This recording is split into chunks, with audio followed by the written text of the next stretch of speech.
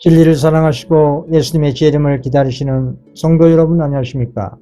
우리 예수님께서 오시기 전에 구원받을 성도들이 입을 옷이 있습니다. 이 옷은 하늘에서 준비한 옷입니다. 하늘에서 준비된 이 옷은 어떤 옷이길래 우리에게 사라고 하는 것일까요? 우리의 참된 증인 그리스도께서는 그 옷을 애복 또는 흰 옷을 사서 벌거벗은 우리 자신의 수치를 보이지 않게 하라고 권고하셨습니다. 계시록 3장 18절 내가 너를 건하노니 내게서 불로 연단한 금을 사서 부요하게 하고 흰옷을 사서 입어 벌거벗은 수치를 보이지 않게 하고 안양을 사서 눈에 발라보게 하라. 이 흰옷은 자신의 죄와 사단과 세상을 이긴 자에게 입혀주신 하나님께서 친히 빛으로 만드신 흰옷입니다. 그렇습니다. 구원의 상속자가 입을 이 옷은 표상적 의미는 그리스도의 흠과 점 없는 품성을 의미합니다. 이 흰옷은 그리스도의 흠 없는 품성을 의미하지만 그리스도의 품성을 닮은 자에게 최종적으로 입혀주신 빛으로 만든 두루마기입니다. 우리의 최초의 시조인 아담 부부가 죄를 짓기 전에 입고 있었던 거룩한 빛의 옷이었다 이 말입니다.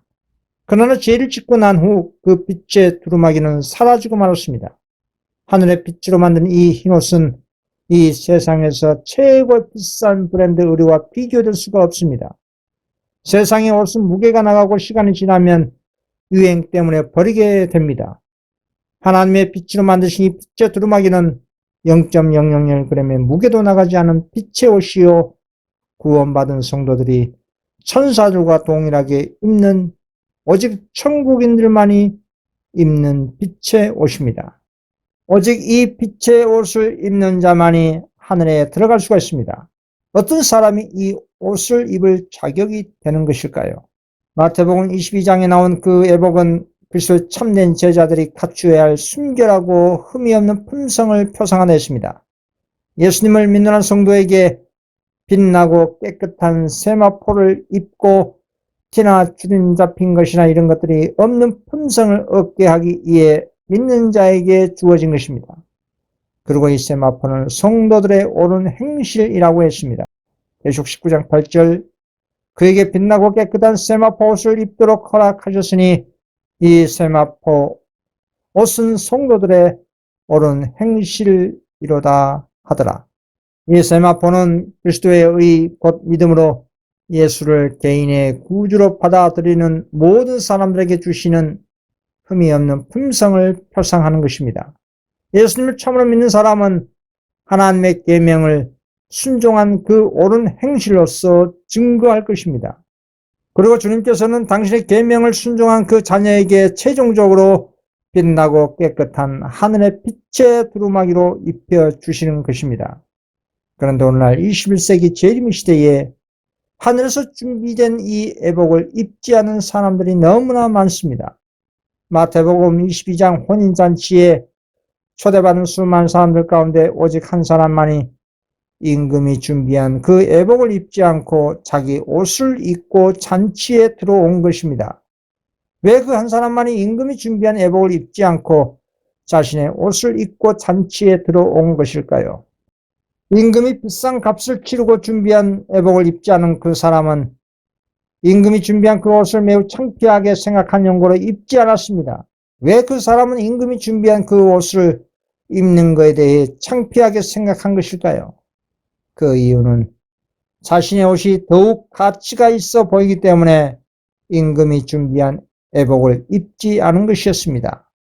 그러면 자신의 옷이 더 가치가 있어 보이는 이유가 무엇일까요? 그럼 자신의 옷이 더 가치가 있어 보이는 그 이유는 무엇일까요? 누가복음 18장의 발셈과 세리의 기도의 장면을 보시면 그 옷이 어떤 옷인지를 알 수가 있습니다. 누가복음 18장 11절 12절입니다. 발세인은 서서 따로 기도하여 이르되 하나님이여 나는 다른 사람들을 곧 토색불이 간음을 하는 자들과 같지 아니하고 이 세리와도 같지 아니함을 감사하나이다. 나는 일에 2번씩 금식하고 또 소득의 11조를 드리나이다 하고 이 발세는 자신의 행위가 너무나 훌륭하다고 생각하기 때문에 자신의 의로 충만했습니다. 그래서 하나님의 의를 구할 필요성을 일체 느끼지 못한 그런 사람이었습니다. 다른 사람들과 비교해 볼 때 자신의 행위가 너무나 훌륭하고 만족한 것이었습니다. 그래서 하나님과 자신과 비교할 필요성을 전혀 느끼지 못한 것입니다. 세상에서는 이렇게 외형적으로 훌륭한 사람을 인간 도덕가로 칭송을 합니다. 그러나 우리 예수님은 이런 사람을 교만한 자라고 판단하십니다. 성경에서 교만이라는 것은 하나님의 의를 간절히 구하지 않는 것, 하나님의 의에 대한 필요성을 전혀 느끼지 못한 그런 상태를 교만이라고 하는 것입니다. 창조주 앞에 우리 죄인 자신에게 무슨 의가 있겠습니까? 우리 인간의 의는 다 더러운 걸레와 같다고 했습니다. 그래서 이사야는 우리 인간의 의에 대해 이렇게 증거했습니다. 이사야 64장 6절입니다. 무릇 우리는 다 부정한 자 같아서 우리의 의는 다 더러운 것 같으며 우리는 다 잎사귀같이 시들므로 우리의 죄악이 바람같이 우리를 몰아가나이다. 그렇습니다. 우리는 다 죄로 더러워져 우리의 의로운 행위는 때 묻은 누더기와 같다는 것입니다. 그래서 우리의 죄로 섞인 의로운 행위들이 다 잎사귀처럼 말라 죄악의 바람에 휩쓸려 버릴 정도로 아무 가치가 없다는 것입니다. 이 같은 인간의 부정하고 더러운 의를 어떻게 하나님께 내세울 수가 있을까요? 그럼에도 불구하고 바리새인같이 자신의 의의 옷을 입고 자신의 의를 주장한 이유는 참으로 우리 자신의 상태를 모르기 때문입니다. 그리스도를 참으로 마음의 눈으로 바라보지 않기 때문입니다. 하나님의 거룩한 율법을 자신의 거울로 삼지 않기 때문에 자신의 의로 취하게 된 것입니다. 그래서 오늘 수많은 교회들이 바리새인처럼 자신의 의의 옷을 입고 임금의 혼인잔치에 나온 그 한 사람 같은 입장에 있다는 것입니다. 참으로 하나님을 제자실만큼만 알아도 결코 우리 자신의 의를 내세울 수가 없을 것입니다. 그리스도의 십자가를 바라보지 않는다면 결코 그리스도의 의에 대한 필요성을 느끼지 못하고 오직 자신의 의의 옷을 입고 내세울 것입니다. 그리고 무엇보다 오늘날 지성시대의 대속죄일에 그리스도의 마지막 중보사업인 성서 정결을 통한 조사 심판을 믿음으로 바라보지 않는다면 자신의 상태를 일체 모를 것입니다. 마태복음 22장에 임금의 혼인잔치는 임금이 준비한 애복을 입었는지 입지 않았는지 심사를 한 것입니다. 이것은 2300주야 끝인 1844년 마지막 때 하늘 성소에서 이행되고 있는 조사 심판을 상징하는 장면입니다. 과연 예수를 믿음으로 참으로 받아들이는 성도는 그 믿음의 열매인 계명 순종을 통해 하나님의 의의 두루마기를 입은 사람이라는 것을 증거할 것입니다. 그러나 예수를 믿는다고 하면서 계명에 불순종한 행위는 임금이 준비한 애복을 입지 않은 것으로 심판이 되는 것입니다.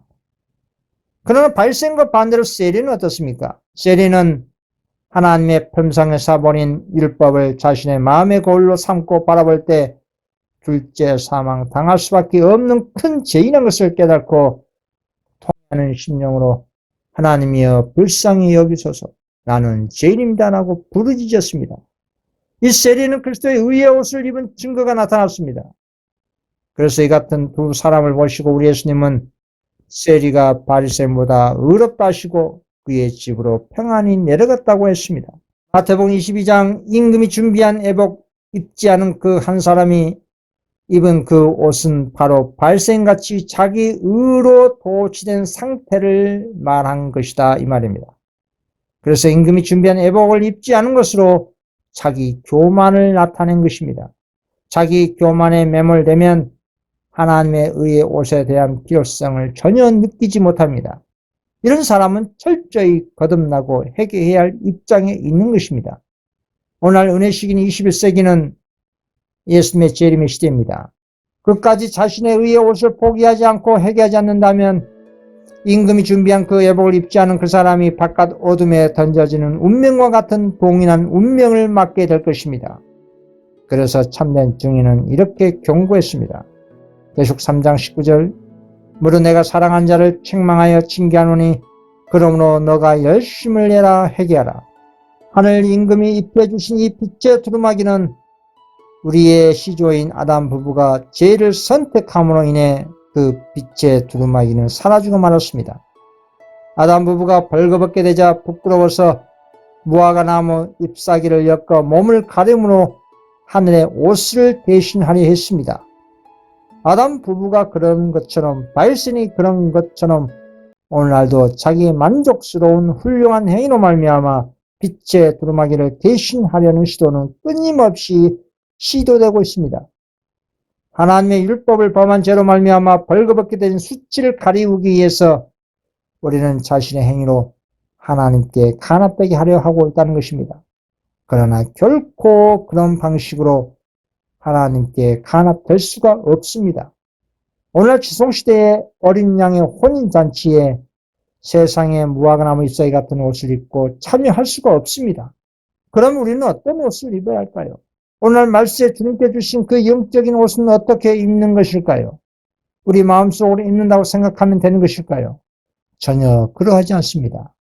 우리가 우리 자신을 예수님께 온전히 몸과 마음과 애정과 의지를 바칠 때에 우리 마음은 그리스도의 마음과 주님의 뜻과 성령님의 정신의 하나가 되어 온전히 하나님께 사로잡히게 되는 것입니다. 이런 상태가 되면 우리는 그리스도의 생애를 살게 되는 것입니다. 이것이 바로 그리스도의 의의 옷을 입는다는 뜻입니다. 그리고 그리스도의 옷을 입는 자는 하나님의 모든 계명과 말씀에 순종하는 것이 최고의 기쁨과 즐거움과 행복이 열매로서 나타나게 될 것입니다. 그래서 시편 기자가 그런 것처럼 밤낮으로 주님의 율법을 묵상하는 것이 최고의 즐거움이 되는 것입니다. 시편 1편 2절 오직 여호와의 율법을 즐거워하여 그의 율법을 주야로 묵상하는도다.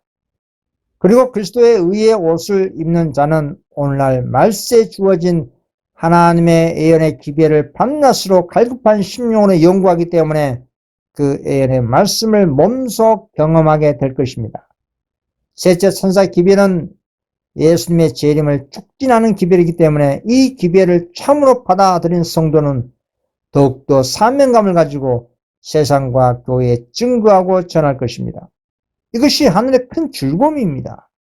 오늘 말세에 주님께서 보내신 짐승의 표를 받지 말라 하나님 계명과 예수 믿음을 지키라는 이 계시록 14장 셋째 천사의 경고의 기별과 이후에 내려온 네 번째 천사인 계시록 18장 1절의 천사가 마지막 기별의 힘과 능력을 더해주기 위해 내려온 경험까지 하게 된다 이 말입니다. 그리고 이 네 번째 천사는 셋째 천사와 연합해서 짐승의 표를 받지 말라는 경고의 기별에 순종하고 온 땅에 경고함으로 하나님의 영광의 품성을 증거하는 것입니다. 그리고 마지막으로 내려온 다섯째 천사들이 계속 18장 4절에도 동일한 기별을 반복하면서 추가로 바벨에서 나오라는 권능의 늦음의 역사를 자신의 삶 가운데 경험을 하게 되실 것입니다. 짐승의 표인 이를 법령은 분명히 미국 중심으로 전 세계가 제정될 것이고 그로 인해 7장과 재림까지 포함해서 2년 이내에 모든 구속사업이 종료되는 것입니다. 우리의 최종적인 여행의 목적지는 이 세상의 교단과 교파관입니다. 그리스도의 의의 옷을 입는 성도의 최종 목적지는 우리 예수님 계신 하늘새 예루살렘 도성입니다. 이같이 순파적인 천사의 경험은 그 천사와 같은 사명을 이 땅의 성도가 실제적으로 실천함으로 인해 하나님의 품성을 더욱 알게 되고 하나님의 구속의 계획을 깨닫는다는 뜻입니다. 이렇게 참으로 그리스도를 믿음으로 받아들인 성도는 첫째 천사부터 다섯째 천사들의 밤중 소리 기별까지 다 경험하게 되는 축복을 받게 된다는 뜻입니다. 이것이 오늘 말세의 셋째 천사 기별을 받아들인 성도가 하나님께서 준비하신 빛의 옷을 믿음으로 입는다는 것입니다. 그리고 성령님께서 인도하신 대로 매 단계마다 좁은 길을 여행의 경험을 하는 성도는 최종적으로 하늘에서 준비된 이 빛의 흰 두루마기, 즉 인간의 실이 하나도 섞이지 않은 순수한 빛으로 만든 하나님의 영광의 그 옷을 입게 될 것입니다. 이 얼마나 놀라운 하늘의 옷입니까? 이 세상에는 수많은 유명한 유류 디자이너들이 옷을 만들어 수많은 사람들이 비싼 돈을 주고 그 옷을 사서 입습니다. 그러나 하나님께서 당신의 빛으로 만드신 그 옷과 비교될까요? 이 세상에 무화과 잎사귀 같은 옷을 아무리 수억의 돈을 주고 사서 만들어 입어도 우리 인간 자신의 죄를, 그 부끄러움을 숨길 수가 없습니다. 그리고 영원하지도 않습니다. 언젠간 다 부패하고 사라질 것입니다. 그러나 하나님이 친히 만드신 이 빛의 옷은 자신의 죄와 사랑과 세상을 이긴 자에게 주님께서 친히 입혀주신 영원한 빛의 옷입니다. 하늘 임금이 만들어주신 이 빛의 두루마기를 입는 자만이 부끄러움을 입지 않는 것입니다. 그래서 참된 증인 그리스도께서는 이 흰옷을 사서 입어 자신의 벌거벗은 수치를 보이지 않게 하라고 하신 것입니다. 그리스도를 참으로 믿음으로 받아들인 성도들은 오늘날 21세기 안에 우리 예수님의 재림을 촉진해야 할 것입니다. 마태복음 24장 우리 주님께서 말세에 일어난 일들을 설명하시면서 이렇게 말씀하셨습니다. 마태복음 24장 14절, 이 천국 복음이 모든 민족에게 증언되게 하여 온 세상에 전파되리니 그제사 끝이 오리라. 여기서 말하는 천국 복음이라는 것은 말세의 기별인 셋째 천사 기별을 의미한 것입니다. 마태복음 24장 3, 4절, 내가 진실로 너에게 말하노니 이 세대가 지나가기 전에 이 일이 다 일어나리라. 이 같은 예수님의 재림을 촉진하는 목표로 신앙을 하는 것이 우리 시대의 가장 중요한 사명입니다. 왜냐하면 사단도 우리 예수님의 재림을 방해하기 위하여 온갖 계략을 사용하고 있기 때문입니다.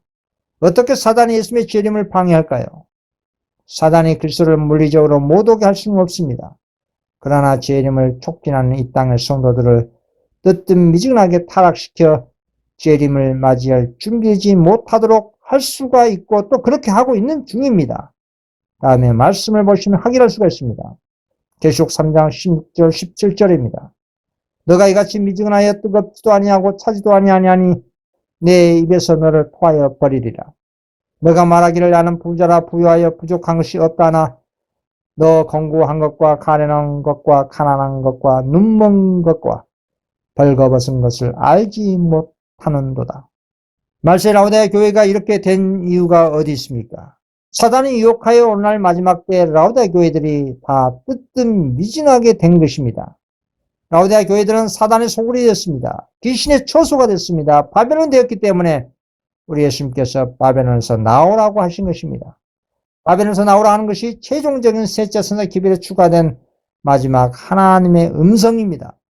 우리 하나님께서 준비하신 이 마지막 복음 잔치에 참여하려면 바벨론에서 나와 우리 주님의 구원의 마지막 기별에 순종해야 하는 것입니다. 우리 주님의 복음의 기별에 순종하는 사람이 어떻게 하늘의 빛의 두루마기를 입을 수가 있겠습니까? 그래서 하늘의 빛의 옷을 입고자 하는 이 땅의 성도들은 주님의 마지막 예언의 음성을 꼭 듣고 자신이 몸담고 있는 그 타락한 단체에서 나오셔서 하늘새 예루살렘 교회를 믿음으로 들어가시기를 바랍니다. 만약 끝까지 바벨론 가운데 남아있으면서 구원받을 것이라고 생각하는 것은 무화과 잎사귀로 자신의 치부를 가리운 꼴이 될 것입니다. 오늘 뜨뜻미진한 타락한 교회와 바벨론에 사로잡혀 신앙을 하게 되면 분별력은 상실하게 되어 있습니다. 사단의 계략은 우리 믿는 신자들의 마음에서 하나님의 형상을 지워버리고 재림과 영생에 대한 소망을 잊게 만드는 것입니다. 불신자들과 연합하게 해서 이 세상의 온갖 풍요와 첨단 과학기술을 통해 성도의 마음에 하나님의 율법을 잊게 만든다 이 말입니다. 과거 노아시대 때도 사람들의 마음에 하나님의 율법을 잊게 만들어 온갖 우상 숭배토록 만들고 결국 그 당시 사람들이 멸망 직전까지 먹고 마신 그 순간까지 깨닫지 못하고 결국 홍수로 망하고 말았습니다. 그래서 예수님은 이런 경고를 하신 것입니다.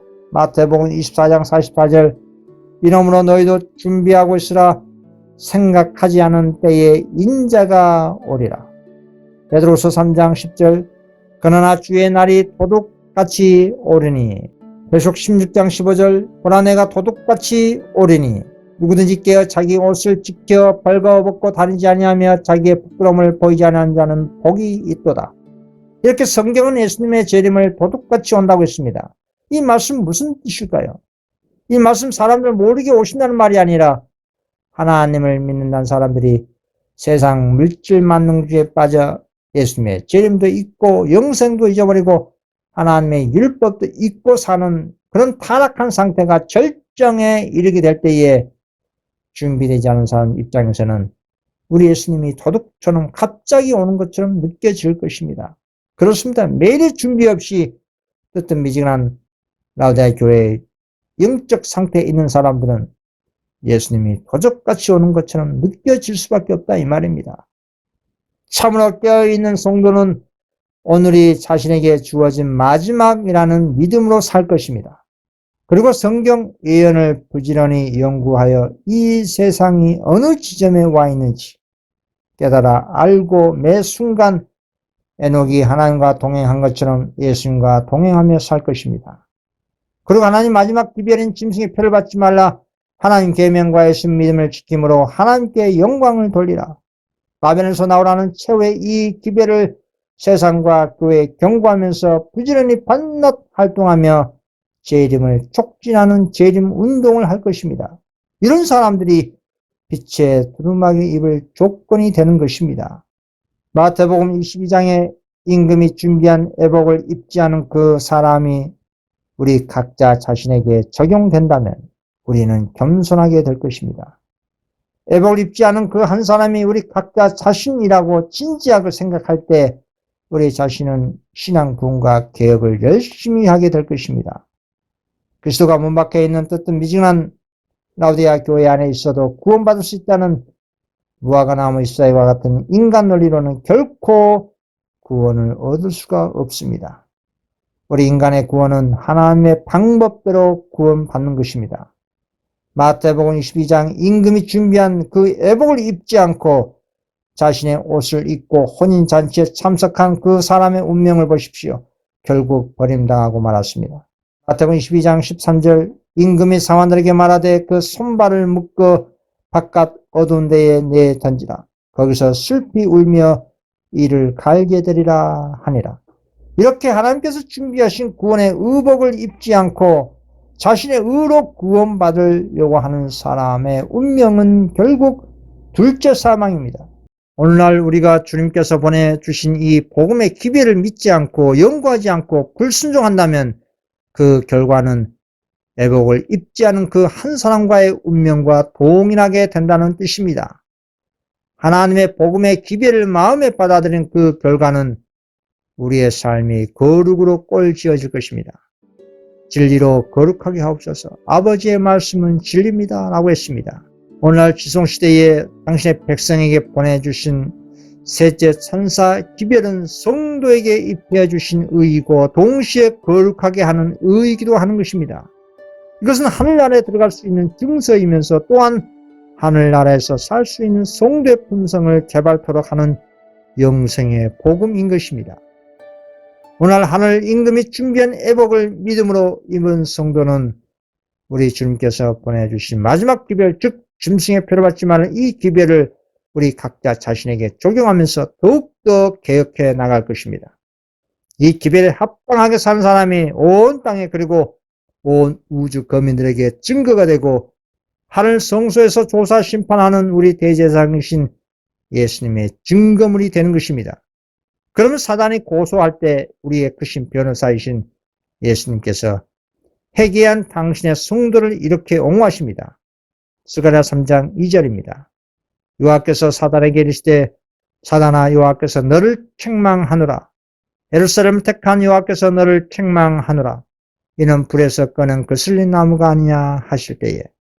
그리고 예수님께서는 당신께서 친히 빛으로 만드신 그 아름다운 두루마기를 당신의 자녀들에게 입혀 주실 것입니다. 스가랴 3장 4절입니다. 여호와께서 자기 앞에 선 자들에게 명령하사 그 더러운 옷을 벗기라 하시고 또 여호수아에게 이르시되 내가 내 죄악을 제거하여 버렸으니 내게 아름다운 옷을 입히리라 하시기로